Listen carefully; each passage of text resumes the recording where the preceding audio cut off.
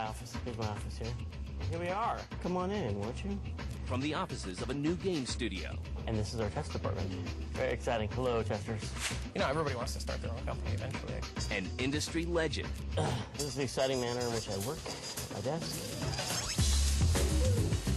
Tim certainly does not follow the herd. He goes his own way for good or ill. That's something I admire. And his team of talented game developers. I'm an environment artist. I'm the animation supervisor. I'm an animator. And I'm the lead game tester. I am the orderly, and I run a quiet, peaceful, insane asylum. Will race the clock to ship their very first game. We put Bruce here because we were always battling against time. We've been working on the game for 3.5 years. This is one of the worst crunches I've ever seen. Sort of appalling. We decided at the very last minute to actually test it. This is the story of Tim Schafer and the final week of Psychonauts. What could possibly go wrong?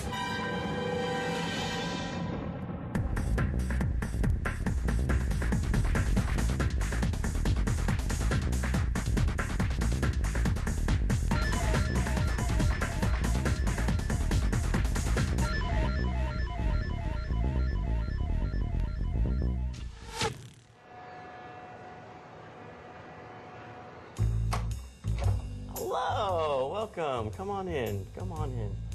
Welcome, Double Fine. Please, everyone is welcome at Double Fine.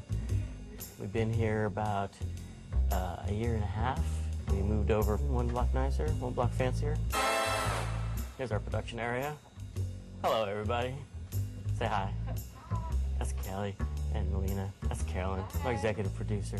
Hey, hello. I'm executive producer. I'm kind of the acting production person. I do just about everything the company needs to allow Tim to be 100% creative as much as possible. Here's our art department. It's Chris. Hello, Chris. Hello. Playing the game, excellent game Psychonauts right now. Scott Campbell, our art director. This is the camera. I draw stuff and show it to him, and it's like a long process of like him liking it or not liking it or kind of liking it. What are you making there? So who's that character? Okay, so anyway. Here's our gameplay programming department. Hello, gameplay programmers. So hello. This week, Tim Schafer and his team of game developers are putting finishing touches on their first game, Psychonauts. We've been working on the game for 3.5 years. A lot of the animation's been done for quite a while. This is our last week of working on Psychonauts. I think this week is this Friday night is the last build. We just have to have it done. C, D, so this is the final build, so this week is the last bit of time we have to touch it. Game developers call this Crunch mode is in the very, very last phases of the game, and it's basically you just want to put as many hours into the game and to test it. We've done everything creatively we're going to do to the game. Those are good. That's too low. Oh my god, that's terrible. Man, you can't ship with that. They would return the game if they saw that. And now we just have to play it for a certain amount of time and make sure no new bugs come up. So it can't crash, it can't slow down, nothing really bad can happen. Lies,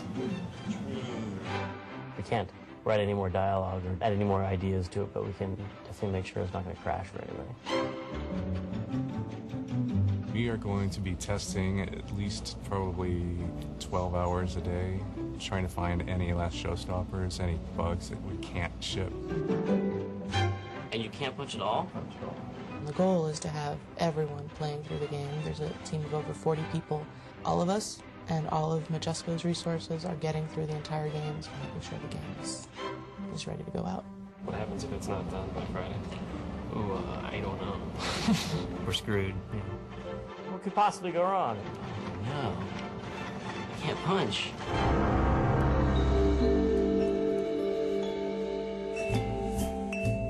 Tim Schafer's first taste of gaming happens when the Magnavox Odyssey is released in 1972. Way back when I was a kid, my dad brought home Odyssey 1, which was the black and white variations of Pong.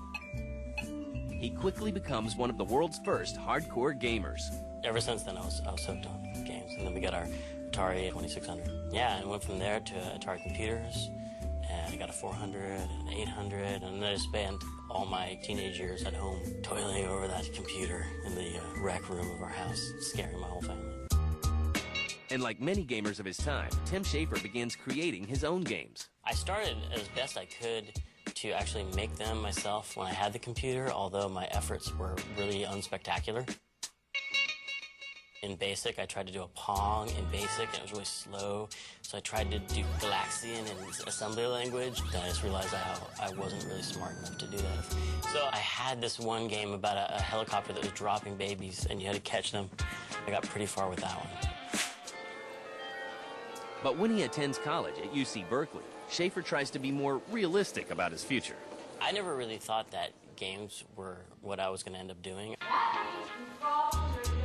So as I went to college, I did more computer classes, and I started to drift into writing. I was going to be a writer who had a really boring computer programming database job during the day, and then write at night.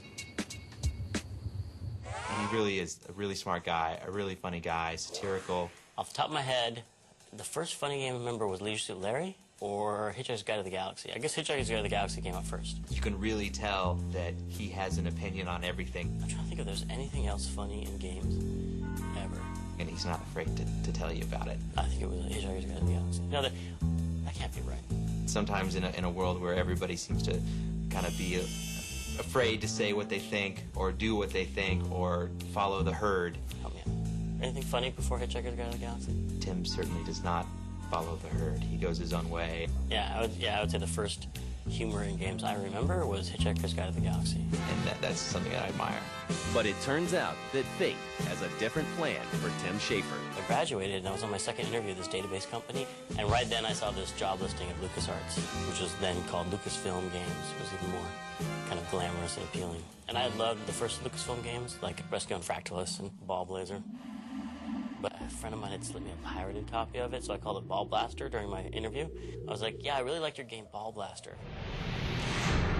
And they're like, Ball Blaster, huh? That's what it was called when it was pirated. So I don't know how I got that job, but somehow I got that job. Now, with his foot in the door, Schafer will take his first step into gaming history.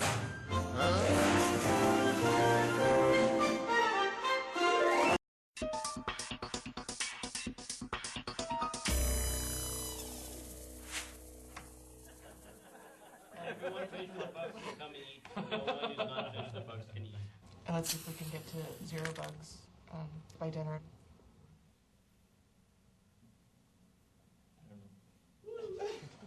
All right, we're good.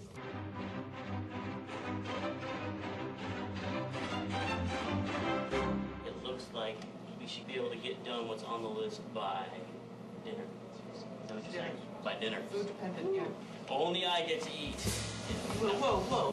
Yeah, so we're going to lock down, and it's got to fit a very strict set of rules. Did I make that clear? We're going to fix all the bugs on the list. Got a short list of bugs. We made it even shorter is what's due by dinner.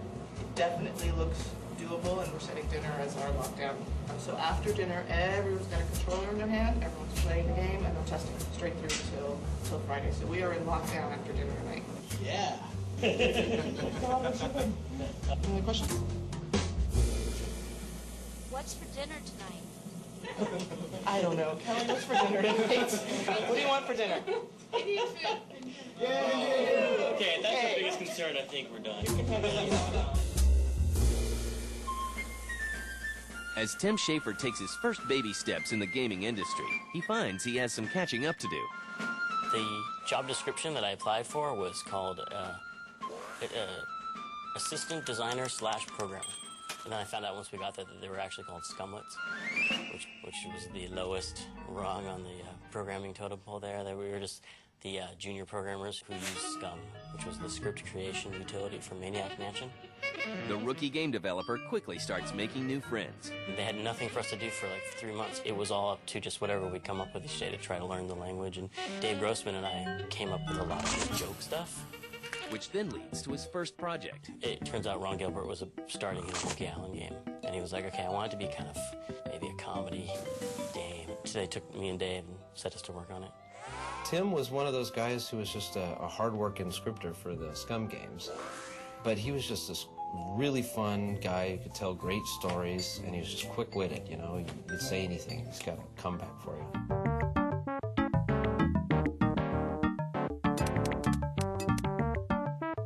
He was one of those people that you could tell was going to just drive, you know, some amazing creative visions.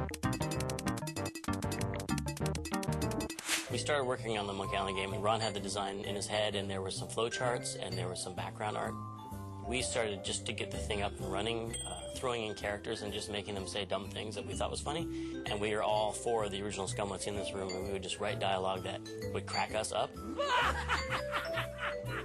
Tim Schafer is hilarious in real life. All his observations, his whole way of viewing the world is just kind of like a little twisted.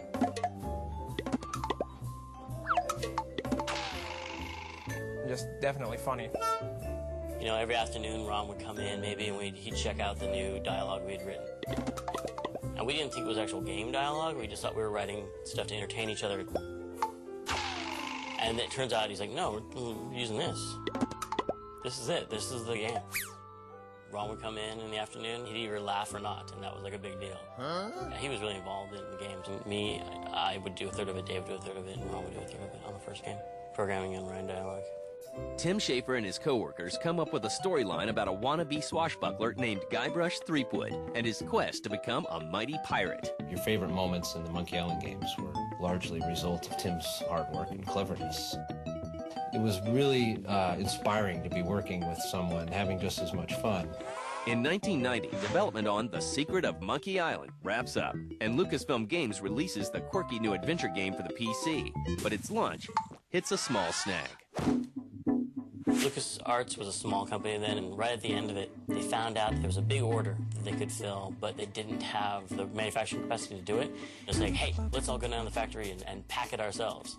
And we all put everyone in the car, and we drove down to this warehouse, and we all went in there, and we were all putting manuals together, and we were all just stuffing boxes and shrink wrapping them. So the original Monkey Island shipment was done by the programmers and the artists and all of us in the company. With love, yeah. As copies of The Secret of Monkey Island head out to stores all over America, Tim Schafer and his coworkers leave the fate of their careers in the hands of gamers.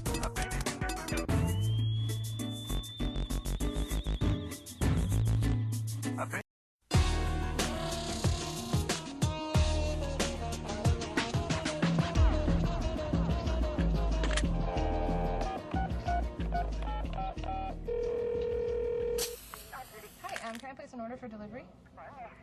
This is Kylie at Double Fine. I'd like to get 2 orders of chicken curry, 3 orders of matar mushroom, 6 orders of saag paneer, 7 orders of chicken tikka masala. Yeah, and can we get it made extra spicy? And then I'd like to get 25 orders of naan, 3 orders of samosa, and 2 cucumber salads. Kelly? Yeah. Hello? Where'd he go? Oh man, I just got disconnected. You said earlier that you guys were gonna wait to have dinner until all the bugs were fixed. Yeah, but then we'd starve the team. I kind of cheated. I added some bugs to the lockdown list. This is doable tonight. So I think we'll finish this before we go home tonight. Late. Probably go after midnight.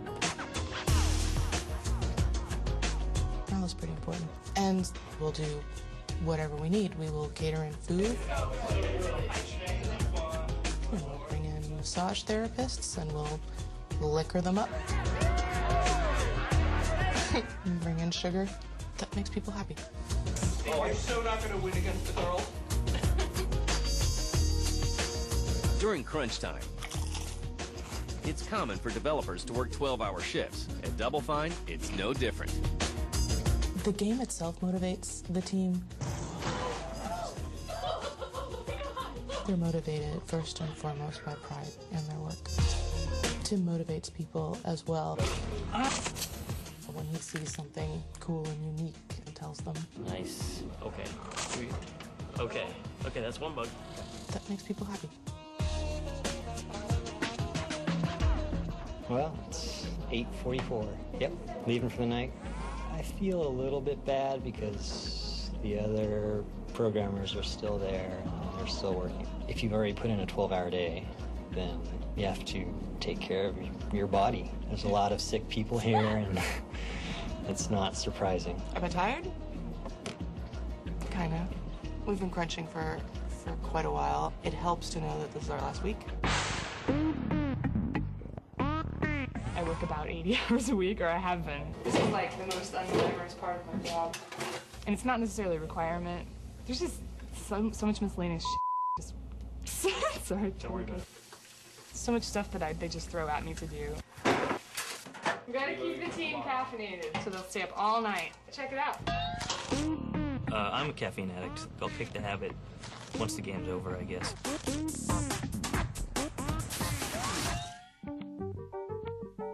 The 1990 release of Monkey Island is a huge success for Lucasfilm Games. One of the hardest things to do in a game is get humor across, because as the game creator, you can't control the pace of the game, and so much humor depends on pacing.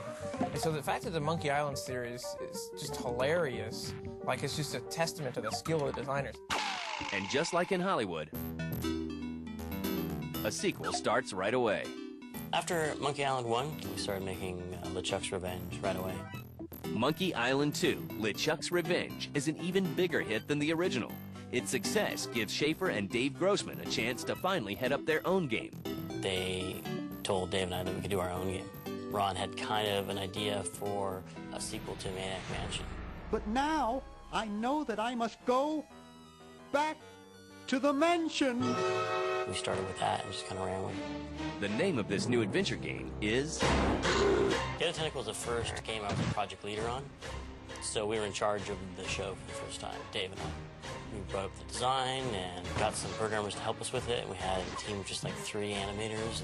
Tim Schafer and his team craft another hilarious storyline, this time involving a gang of misfits who travel through time in specially modified porta-potties, known as... The Chronogen! Dave and I just kind of ran with it. After we took the characters we liked and then put in the heavy metal band roadie. Bernard, float over here so I can punch you. And the crazed med student. What have you done this time, you meddling milquetoast? That game to me was like things that I loved about LucasArts back in the day. Those games were fun. Those games had attitude. Look, Hoagie, it's a hamster. Just what I need for dissection lab tomorrow. I think I need that for the band, Laverne. We could bite its head off or whatever. Something different in the crowd back then. It was a lot of fun. Day of the Tentacle was one of the most fun ones to make. Day of the Tentacle has PC gamers in stitches when it's released in 1993. But by now, adventure games are facing a serious decline. LucasArts decides that something must be done to save the genre.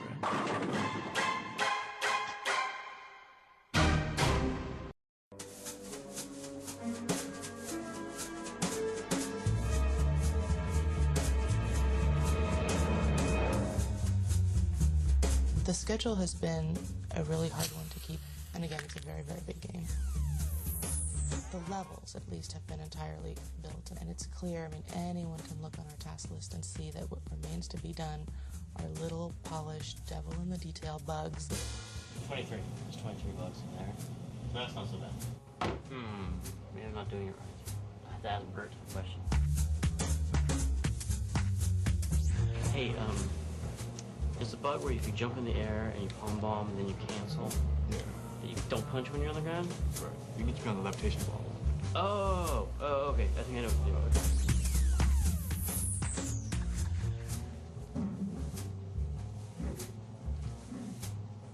Bert!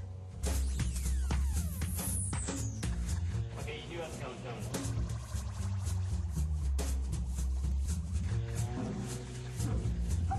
Not good, because then you lose your punch. I think that's a bad bug. Okay, we gotta fix that.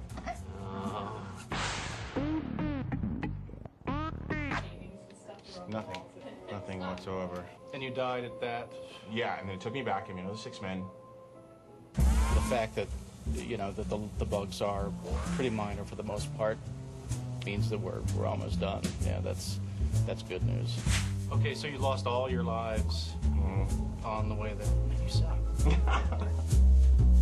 yeah, at this stage, like the worst things are, you know, people getting stuck here in some place that's really hard to get to. I can go back to adventure where I've saved it.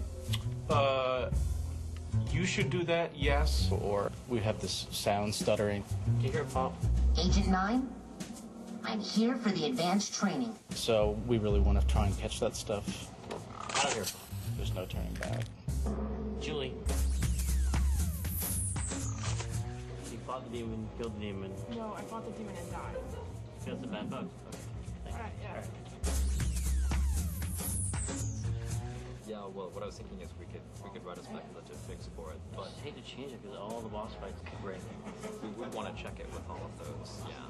We try not to fix bugs unless they're really, really important, because every time you fix a bug, you enter the possibility of causing another bug. So we try not to destabilize code like that. Now that you pointed it out, now I know if they're really important, we fix them, and then we check just that area a lot. We can leave it on the list, write a fix for it, and then see if it's worth it. Dialogue is very important to me, so I want to get that one right. Yeah. Well, now I leave it to you to decide. Okay. Let's see, what causes the bugs? Bugs are caused by small electric gremlins that live in the wiring of old buildings. And there's no one who can stop him except for you and me. Oh my god! Let's make out! That's why we got this modern building here. There's a glitch, and it's a pretty big glitch.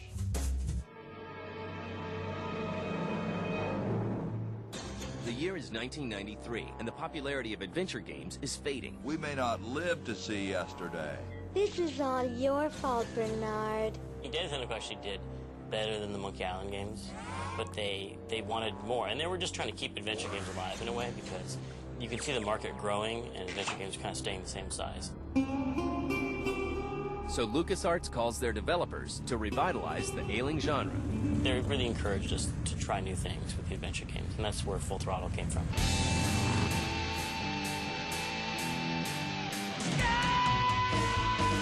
The theory I had at the beginning of that was, you know, our characters so far have been funny, but the joke is mostly on them. It's like characters who are the butt of all the jokes, and you're kind of laughing at yourself when you play it, kind of. And I thought maybe people who are playing adventure games would want to be a character who's actually not a goofball, but cooler than them, and bigger than them, and tougher than them. Could ride a big, huge motorcycle and lead this gang of bikers. Now there goes some boys I can ride with. The idea of making a character who is heroic. Yeah, and you're in my way. Come on, kitty! Let's get down! Big and cool and tough, and something you'd aspire to be.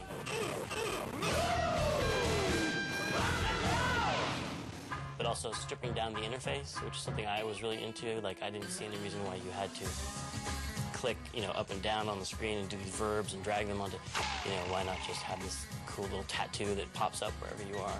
Not as many inventory items. I'm not putting my lips on that. Just make it a much more streamlined interface and game playing experience.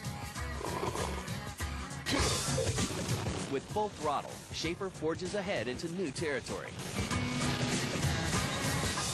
The story of Full Throttle is a little more dark, and some violence happens in it. There's betrayal and all these darker elements to it.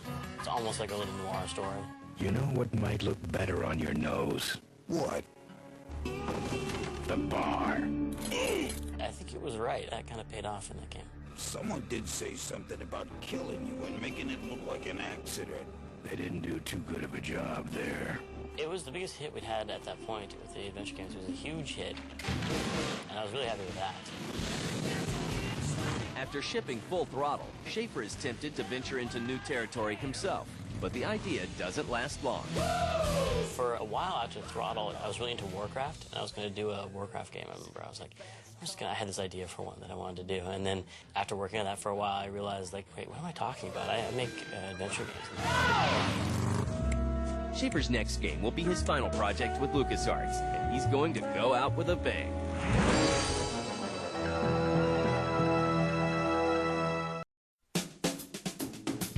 You'll be happy that we're fixing that bug. As Psychonauts gets closer to completion, the pressure to get the game out the door mounts, but the team believes in their product. And to them, every hard hour is worth it. This is some of the concept art of Scott. Campo, who drew this. I did all the characters. Here's drawings of all the camp kids in camp.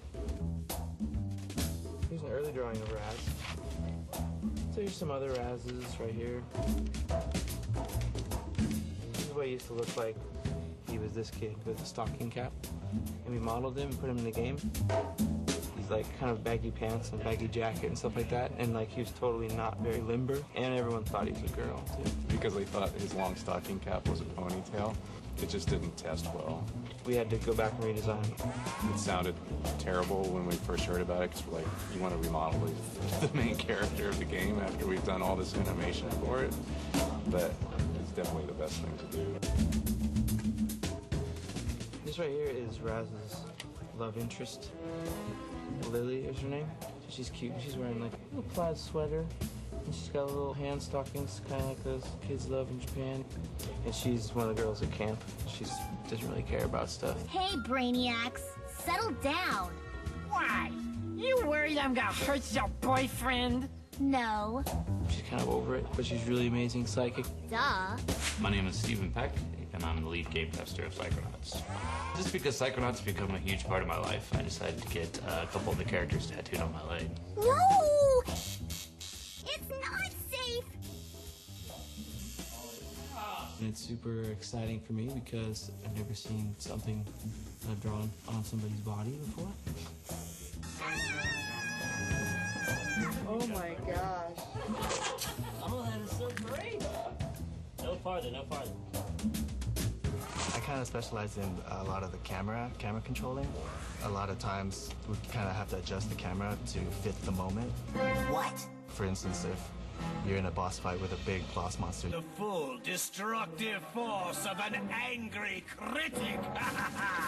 You kind of want a lower camera to make him look bigger. Your fighting is weak, uninspired, and flat as a pancake. Make a tighter FOV to make him look more menacing. Enough horseplay, Rasputin. Destroy him. Ah, they got that in. Nice. Now that we're near the end, we're running short on sleep, but we're almost there. We're all really excited to have it almost out.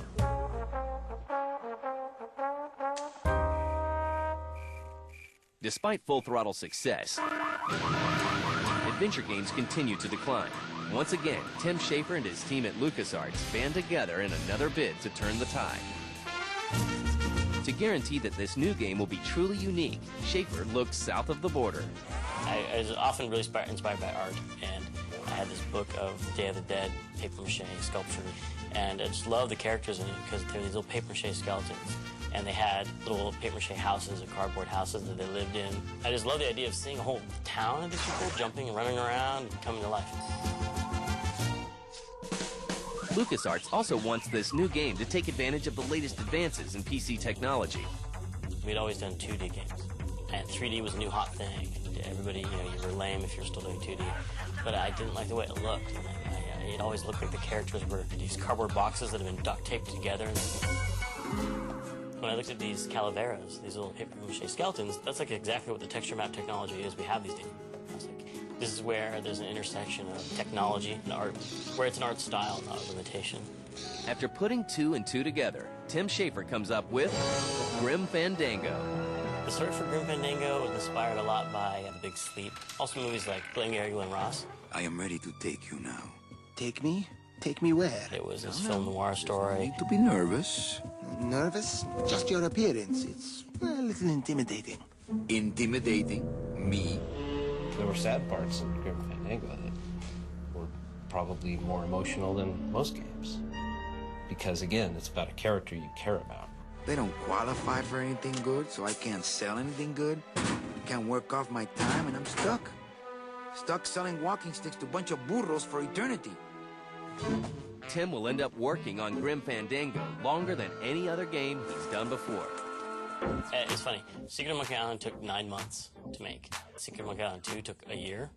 Day of the Tentacle took a year and then a half to do the voice stuff. Full Throttle took a whole year, which we thought was pretty grueling. And then Grim Fandango took 3 years. When the game finally ships in 1998, the effort put into it shows. I played Grim Fandango. My kids actually really loved it too. They called it the Skeleton game. It was one of those games that, like, where does he come up with this stuff? And it was so well written and so well, acted. Ah, popped another one. Lousy, bony fingers. There was a really obvious, passionate dedication to quality. The musicians, just amazing soundtrack, all different music type, all these live instruments, and a whole new step of animation that we'd never tried before. I like to think that people just responded to someone caring that much about a game. I was a huge Grim Fandango fan. That's definitely on my top 10 list of all time. We won Game of the Year on GameSpot, and it got really good reviews, and it really stood out for people as a unique title. And it sold pretty well.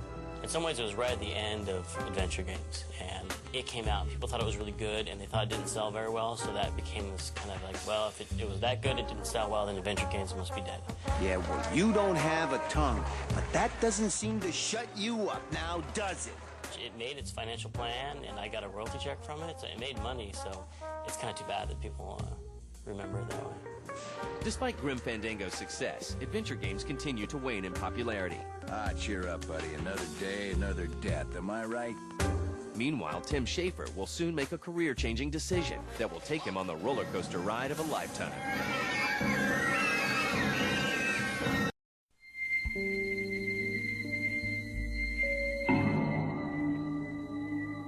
There's just one day left to make sure that Psychonauts is ready to ship.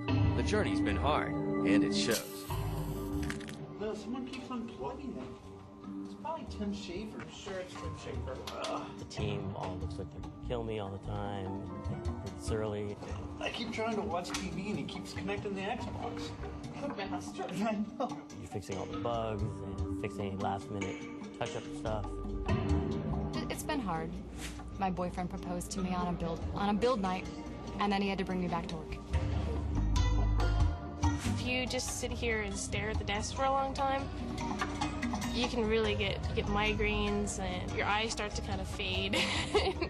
It's just really unhealthy sitting in one place. This is one of the worst crunches I've ever seen, definitely. Sort of appalling in how intense it is. But the people, they seem to keep their spirits up, joking about it at 4 in the morning. It's time to make the beer and ice cream run. You're like a bunch of angels. Yeah, it's pretty bad, this crunch. At the turn of the century, Tim Schafer makes a drastic change. After Grimm, I kind of went home for a couple months. Then I came back into work at LucasArts, kind of groggy, and then it started to feel at that point like it would be a good time to maybe try it on our own. So some of the team kind of talked about it, and we wanted to be in control of our own destinies, and then one day we just left. When he left LucasArts, it was definitely like, whoa, what's going on? Everybody wants to start their own company eventually. So we did. After more than 8 years at LucasArts, Schafer finally leaves for greener pastures. It was just kind of a leap of faith. We just quit our jobs, and we're like, let's make some phone calls and see what happens. Eventually, Schafer finds office space and a name for his new company. Double Fine comes from a sign on the Golden Gate Bridge that says slow to 45 double fine zone. When I was a kid, coming from the country, driving into the city, I'd see that sign on the Golden Gate Bridge and think it would be great to have a band called Double Fine, because people would think that that was about us. So I took that idea when we started the company. Double Fine's first game will come from an idea that Schafer has had for years. I'd wanted to do for a long time a game that involved people's inner workings in their mind. And I was actually pitching that to somebody like, okay, you're going to go into your own head. And they actually misheard me, and they're like, so wait, you're going into other people's heads? I was like, other people's heads? That's a great idea. So we started Psychonauts. Every game needs a memorable hero. Everybody calls me Raz. Please don't kill us! Raz, the main character, cannot just read minds. When are you gonna just shut up and kiss me? Shut up and do what? Oh, I didn't know you could. I gotta go. Bye, so embarrassing. He can actually jump into people's heads, and he can go into this imaginary world that's comprised of just that person's hopes and dreams. So, this is it. The mental world. but they're made real. The level design is that person's personality. And you fight their mental demons, and you see their emotional baggage there. Whatever you're going through, you're not alone. Kid, can't you see I'm trying to have a moment here? Definitely like an adventure platformer. It's very surreal because you're going into people's heads. It's got an Alice in Wonderland, very surreal, dreamlike quality to it. It's kind of Toontown on crack. We really want it to be kind of stylized and cartoony and stuff. Get really cool moods and colors and stuff like that. Here's some environments that Peter Chan did. This is the Milkman conspiracy level. Like, the guy is like a conspiracy theorist, you know? He's totally just crazed out. Organized labor with the backing of the cows. It's supposed to give you a feeling of paranoia. The cows, they want all of us. It's really chill. You're supposed to feel like you're being watched all the time and just get totally just freaked out. I am the milkman. My milk is delicious. Special delivery today. Psychonauts, I mean, it's just amazing. And on one hand, exactly what you'd expect from Tim Schafer and his kind of crew, and on the other hand, it's like something completely different that you've never seen before. From this day forward. And then came to the Game Developers Conference in 2000. Bill Gates gave his big speech, and we're like, how do we get involved in that? That sounds pretty cool.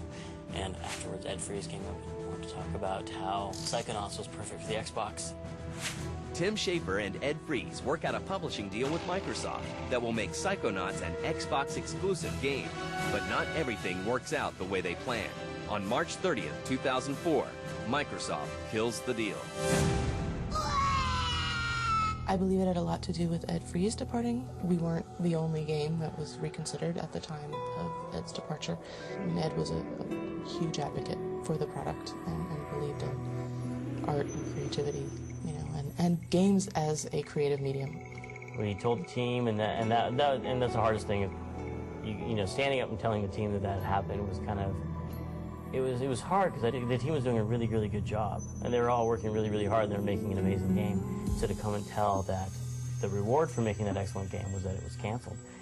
Well, it felt like a bombshell. And they're like, oh boy, we need some money. Everybody just said, okay, we're canceled. Now what are we gonna do? This is your last chance to chicken out. Oh, me, sir. I'd like to chicken out, please. Funny thing was, though, the day after it happened, everybody was back to work. Come on, let's go. Trying to get it finished, even though we didn't know what was going to happen. We all believe in it that much that we want to see it through to the end. We managed to keep everyone paid the entire time and pay the rent the whole time. My whole life savings is in the company now, and we took out some loans, and we did what we had to do to just keep the thing going. There was a bigger element of we have something big and huge and amazing here. And so we set about finding, you know, another partner. We just kept working on it. We didn't have a publisher. It didn't matter. We all kept working on it and, you know, stuck to our schedules. Because we knew in the end, I think we would persevere. Because we knew this game had to get made. The team's belief in Psychonauts pays off. We pitched to everybody, and then we didn't know who Majesco was. I mean, I didn't know a lot about them. I'd heard the name. They were first talking about just maybe doing a small port of the game. Maybe you'd like to do a handheld version or something like that. And we talked to them more and more, and we liked them, and they saw more of the game, and they got more excited. And then they were like, we want the whole game. We like it. Let's go. Here's the money. Let's go. With a new publisher and a new budget, Double Fine is reinvigorated. Psychonauts heads into the home stretch.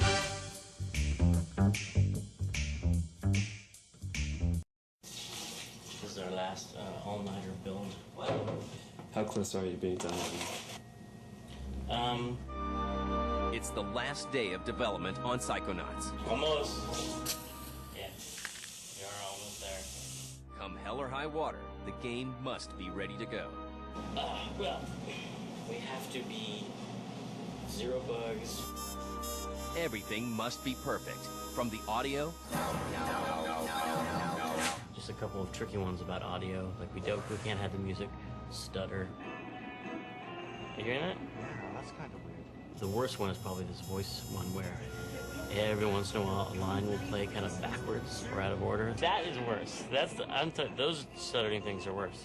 1 out of 10 times he'll say it like Yoda. He'll say, "I'd like you to meet Mr. Pokelope," and he says, "Mr. Pokelope, I'd like you to meet." And it's this really weird bug that we don't know what is causing it. Dialogue is very important to me, so I want to get that one right.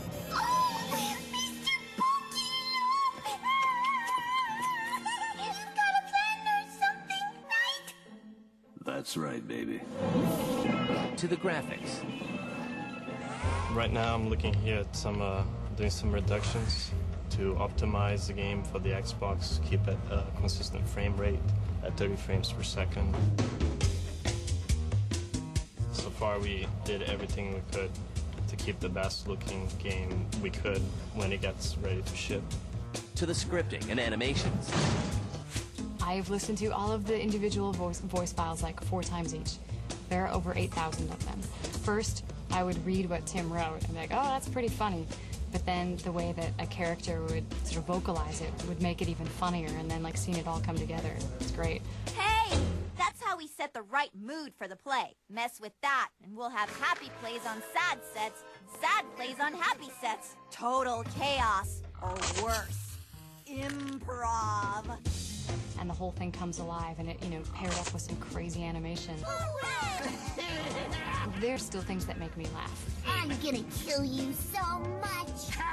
And most importantly, the gameplay. There is so much about Psychonauts. It's long and grueling, and a little scary. Psychonauts is a very, very different game. After 4 years of hard development,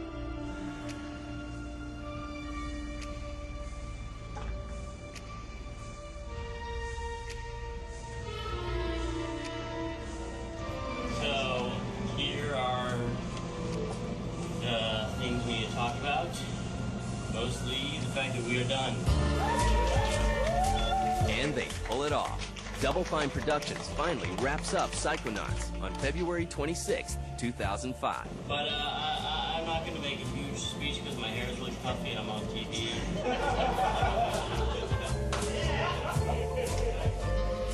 Thanks everybody a lot. I hope you are all feeling good. So, congratulations. That's it.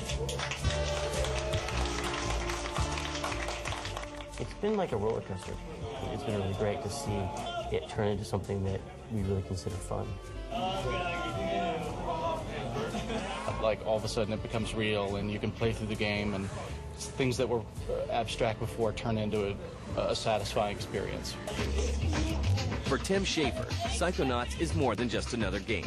It represents everything he and the team at Double Fine have worked for up to now, and is the start of a new age for a true game god.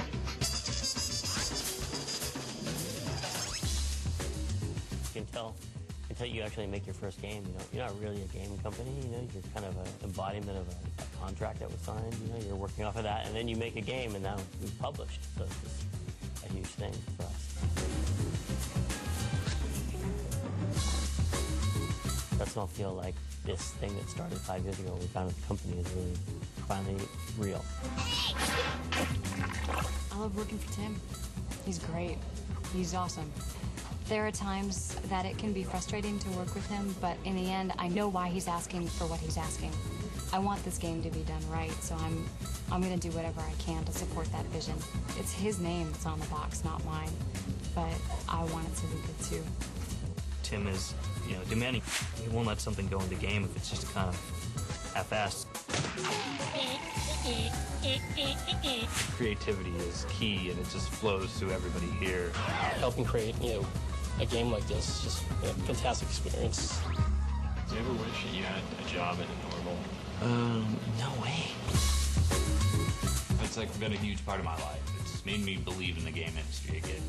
So after playing Psychonauts, the originality of not knowing what to expect next, it really made an impact. I'm super excited. I loved working on the game. I have no regrets. I'm glad I made the decision to join Double Fine and work on Psychonauts. I think the world is ready to see it. There's some incredibly talented people here. It's a really good group of people. Probably one of the best places I've ever worked at. and I feel privileged to be here working amongst all of these people. And it makes it such a joy to work with. I think that illuminates through the game as well. We love the game. You know, we all put a lot into it, and we like the way it came out. When are you going to shut up and kiss me? We're really excited about the game coming out. Wow.